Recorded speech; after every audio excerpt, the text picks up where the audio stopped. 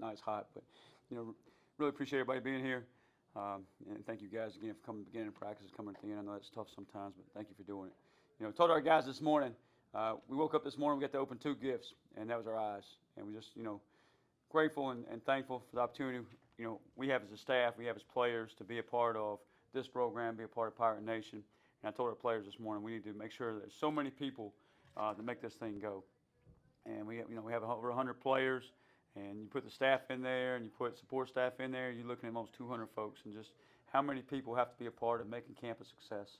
And just really thankful for those people that make that happen each and every day, from the people who clean our building to the people who prepare the meals, to the maintenance folks fixing the grass out there and painting the lines, all those things. So just thankful for those folks, and just want to lead off by that. The other thing we hit on just in our meeting this morning is we got to go out and practice. I truly believe you get better at playing football by playing football, and we got to develop that hunter's mentality, going to hunt, going to go attack both sides of the football, whether it's offense, defense.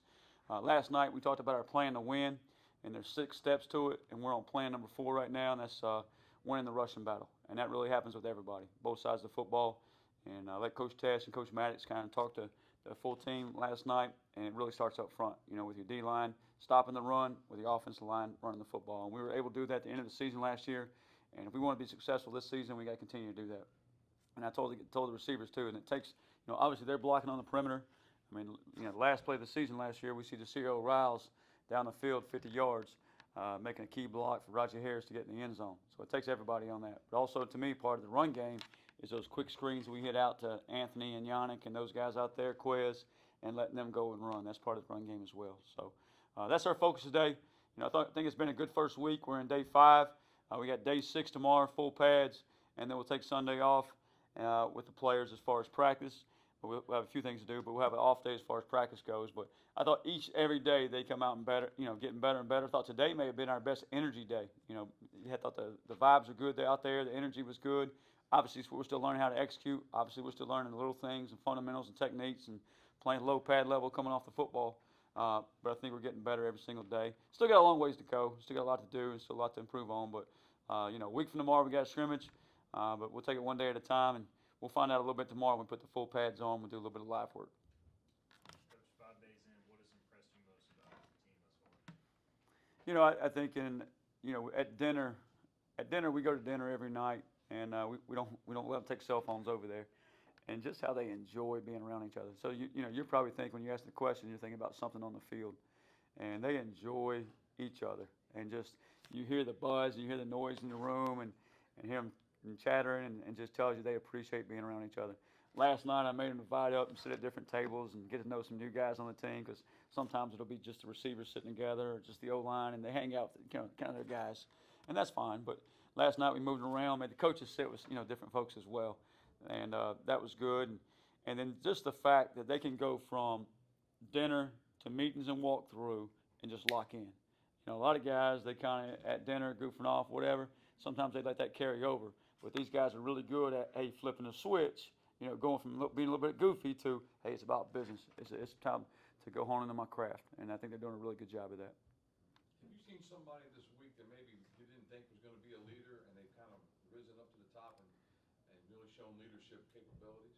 Every day. We met the Leadership Council again last night before dinner and just talking about those things. And I don't think, and I explained to the guys like this, if I was the only one leading around here, this thing wouldn't go very far.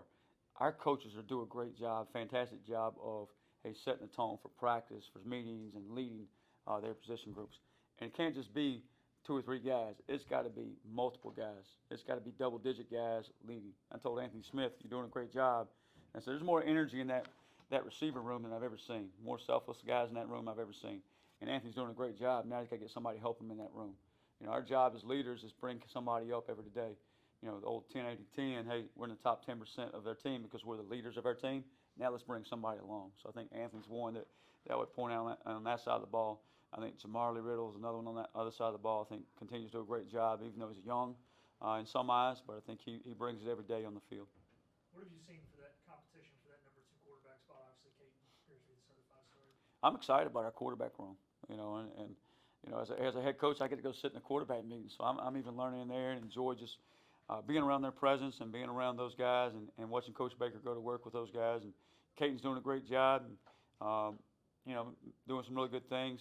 And then I think, Raheem Jeter's having a really good fall camp. I think he's playing as good football as I've seen him play in his time here. I think his improvement from last spring to where he's at right now, you kind of like you open your eyes and say he's doing a really good job. And then Mike Wright, doing some things that is impressive out there. You can tell, the level of football he's been and where he's been, why he's been there. And don't want to say who's ahead of who, but those guys keep competing, going at it, and looking forward to where they go the next few weeks. Have there been any freshmen or transfers that have really jumped off the page to you this week? I think young guys are hard to like. Sometimes they're just trying to learn where the doorknob is to the meeting room or where they're supposed to be on time. But Eddie Love is one that kind of just it's caught everybody's eye, not just mine, but I think everybody in the room. Just some cuts he makes and just the speed he has. He's a smaller back from the panhandle of Florida there, and got good speed, good balance, and continues to kind of impress. He's still learning the offense. He just got here this summer, but he has some wheels to him. Coach, speaking of Love in that running back room, that room is completely deep. How do you divide up the reps between all those guys? We're going to try to put 3 backs on the field at one time, run the old school triple option, and maybe get under center, and have the B back and 2 A backs, and see how many we can get on the field at one time. But that would be my old school answer there. But I think we're blessed to have some depth in there. Marlon, Parker, London, several other guys are doing a great job, and I think it helps keep those guys fresh throughout the course of a ball game. It's fourth quarter time; those guys are still fresh. The defense is a little bit tired, and not only are they doing a great job with the ball in their hands, I think they're doing a great job blocking, and that's important because that says they care about their teammates and they know it takes a complete package back there to get the job done. You see some of that separation, you think, when you put the pads on Monday? Is that kind of where you start seeing the difference? Yeah, I think we'll start seeing separation every single day. We did a little bit of inside run today, and usually sometimes you have to amp those things up and get them going a little bit.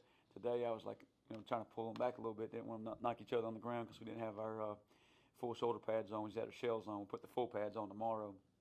We'll do the same drill tomorrow, but we'll do it live. So we'll see a little separation there and just see.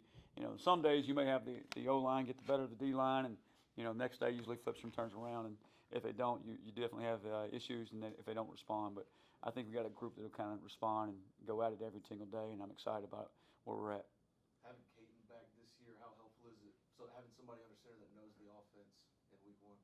The offense is going at it right now. I mean, they're going, and they're all speaking the same language, same message, and know exactly how each other thinks. With Coach Baker, knowing how Caden thinks, or vice versa, and just the entire offense. Sitting the offensive meetings and just to hear them. Again, we talked about it before. They're not on 100 level anymore. Just kind of getting to know each other and getting a feel for things or exactly where they want to be. They're already on graduate school level and taking it to the next step. And looking forward to that going, with our offense this fall. It's been hot out there. How did the guys enjoy being a little cooler today? How did you enjoy it? So we've been going a little early. We basically gotten here and started meetings at 6:30 and was out there about 7:30. Went till 9:30 and got off the field. Today we pushed it back an hour, which was our original plan. So I enjoyed my extra hour of sleep. The heat wasn't bad at all today. It was good, and the humidity a couple of days before that got to you a little bit. But I thought our guys, you worry about this, and these guys are trying to survive practice. They're in just survival mode instead of, hey, I'm freaking kicking tail and get quality reps, and I'm pushing through and I'm making it count. There's at point we got to make sure we put some heat on them, temperature-wise, and we get used to that and adjust to that and acclimated to that. But I thought we've done a really good job not trying to survive practice, but going and attacking practice. And we got to continue to do that. If we ever sit back and think we've arrived, then we're going to level out and we're not going to win very many ball games. So we got to continue to attack that. Coach, where are you guys at with like JD, Preston Brock, and their potential return and potential playing status? Yeah, we have some young men that kind of learning from an event and learning the lesson as we've talked about before, and they're just kind of still going through some steps and processes that we need them to go through at this time, and we'll continue to monitor that and see where it leads to. Anything else from